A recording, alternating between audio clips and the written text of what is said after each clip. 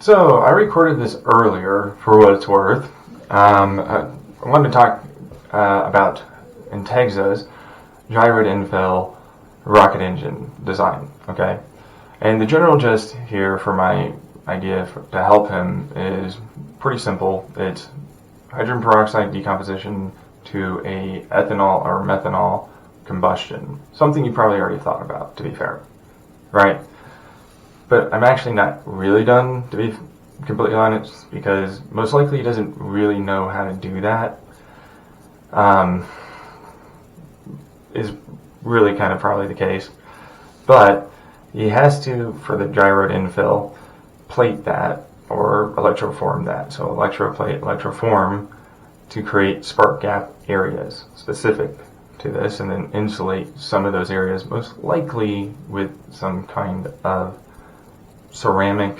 It's pretty easy to find.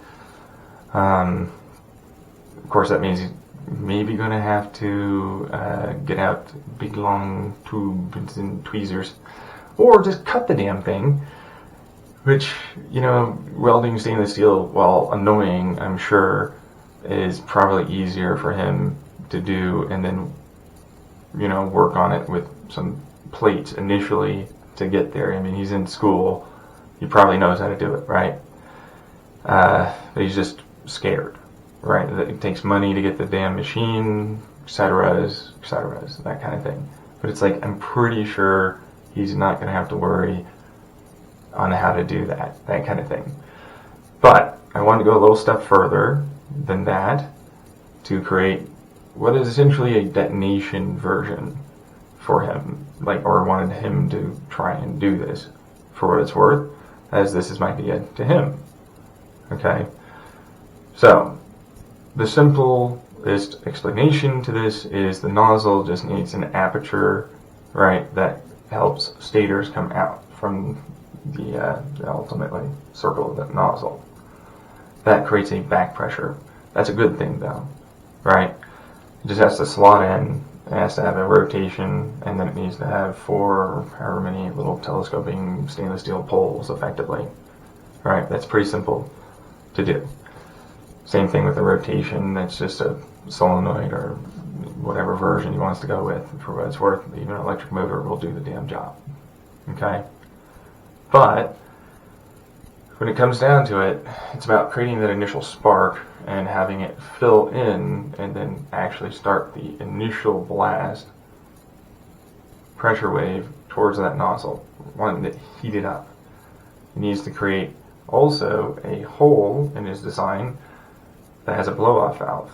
Alright, very strong spring is going to be needed here to allow for a turbo turbine to be connected to a pump, like they do with the big boys. Simple stuff. That's pretty easy, nonchalant stuff, honestly speaking. Okay? But we're actually not fully done.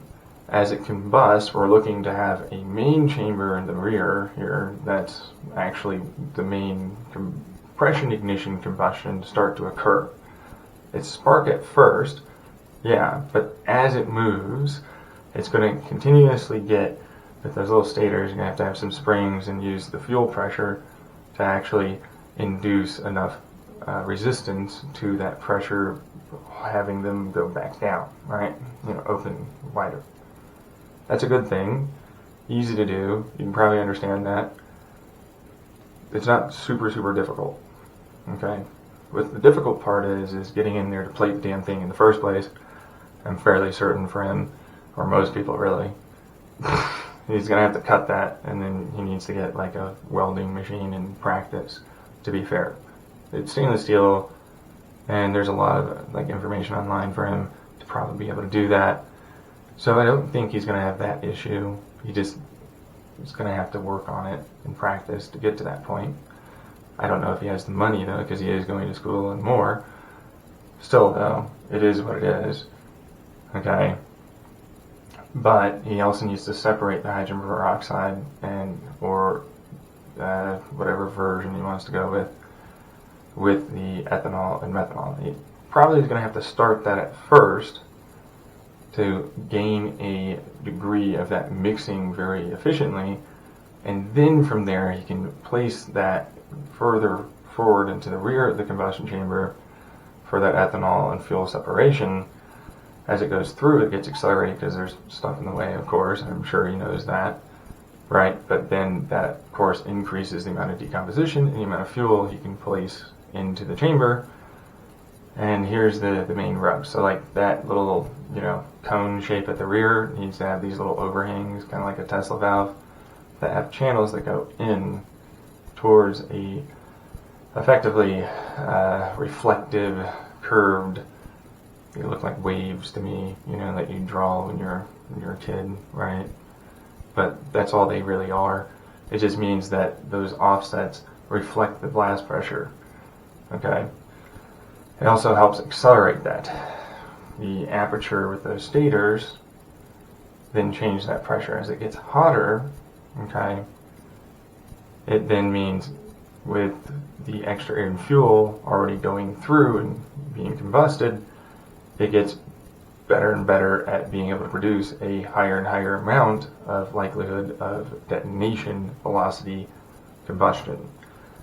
But that initial combustion, this is why the aperture has to be designed pretty darn well, has to have the right spring rate and the right fuel pressure to prevent it from effectively blowing itself apart.